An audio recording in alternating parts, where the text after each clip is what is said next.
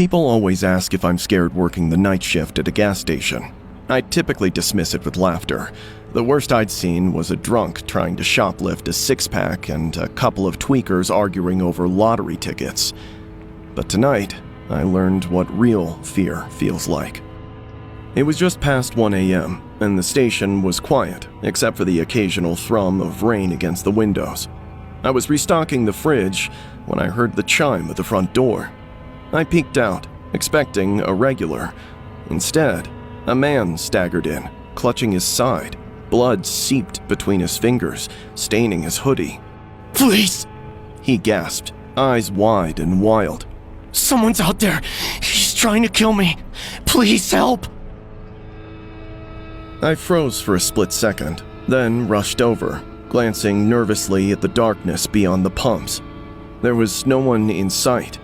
I grabbed my phone to call 911 when the man stopped me, saying he already did. The cops will be here any minute, so I better lock the door before his attacker gets in. My heart hammered. I locked the front door, hesitating just for a moment as I eyed the blood soaking his shirt. He slumped against the counter, breathing hard. I asked him what happened to him. He told me he was robbed at Pump 4. The attacker charged with a knife. Hoping the cops would be here soon, I kept glancing at the security screen. The image flickered, but I could just make out the faint outline of a figure near Pump 4, standing perfectly still. The man whimpered. "Don't let him in, please."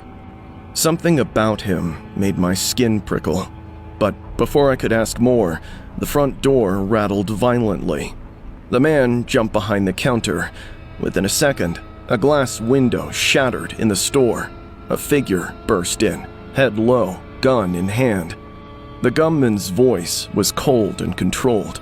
He asked me to open the register, and while wondering if the cops might not make it in time, I decided to surrender. I raised my hands and muttered, "He can take whatever he wants." I watched him rampage through the cash, and his gun was resting in his pocket. Suddenly, it hit me. The victim said the attacker was holding a knife. I glanced at the bleeding man, and he was not behind the counter. I looked around to find him enjoying a can of Coke that he took from the freezer. His entire demeanor had changed. Instead of fearing his killer, he was totally relaxed. Flashing a big smile, he asked me why I looked like I had seen a ghost. He wiped blood from his face. It smeared, not pooled. I realized it wasn't deep, maybe not even real. My heart pounded. The gunman barked at me to open the safe. I moved behind the counter, hands shaking. The gun never wavered. The so-called victim positioned himself by the door, watching both me and the parking lot. He took out a knife, and then his fake story made sense to me. This was never a victim and attacker duo. Both of them were each other's accomplices in the crime. So no cops were coming to save me now. In the middle of the night, I find myself trapped in this gas station with two criminals. I punched in the code. The safe made a sharp beep. I lied to them, saying it's on a delay and takes 5 minutes to open. The gunman leveled the pistol to my head. I swallowed, pulse hammering in my throat. My hands were shaking as I pretended the safe was taking its sweet time to open. Those two guys were tearing through the place, grabbing anything they could stuff in their bags. Cash, cigs, scratch-offs, even those tiny bottles of bottom-shelf vodka. I could feel them watching me, and I swear I've never felt more on edge in my life, just waiting for one of them to snap. When the safe finally unlocked, the person with the gun dove right in, scooping up the money like he was on some kind of game show. His buddy, the bleeding victim, was behind the counter, taking his time swiping whatever he wanted, like he owned the place. I could tell, by the way, he kept glancing at me that he was thinking about what to do next. I'd seen both their faces, and I knew too much.